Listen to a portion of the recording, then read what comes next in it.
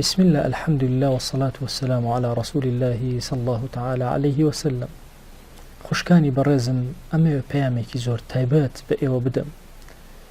ئێمە لە مانگی پیرۆزی ڕەمەضانن، بەتایبەتی ئەو خوشکە بەڕێزانەی کە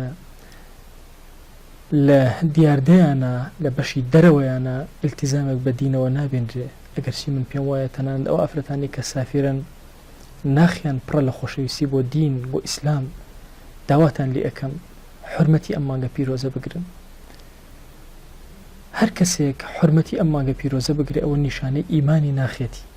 تکام وهایە لەچکێکی جوان پۆشاکێکی جوان لەم مانگی ڕەمەضانە بە حرمەتی ئەم مانگە پیرۆزە لەبەر بکەن.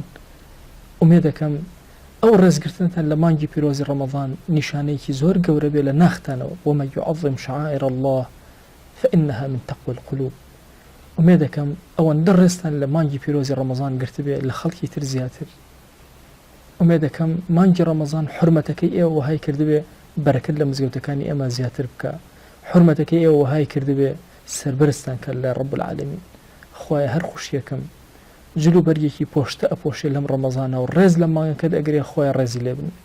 خوایە هەر خوشیێکی بە ڕێزمان لەم مانگەدا وەلەو بە شتێکی زۆر کەمیش بێ حرمەت و ڕێزی ئەم مانگە پیرۆزە ئەگرێ. خوایە بۆ خاتی گەوری خۆت حرمەت لە هەموو ژیانی بنێ و حرمەت لە مردنی بنێ. وصلى الله على سيدنا محمد وعلى آله وصحبه وسلم تسليما كثيرا أبدا إلى يوم الدين.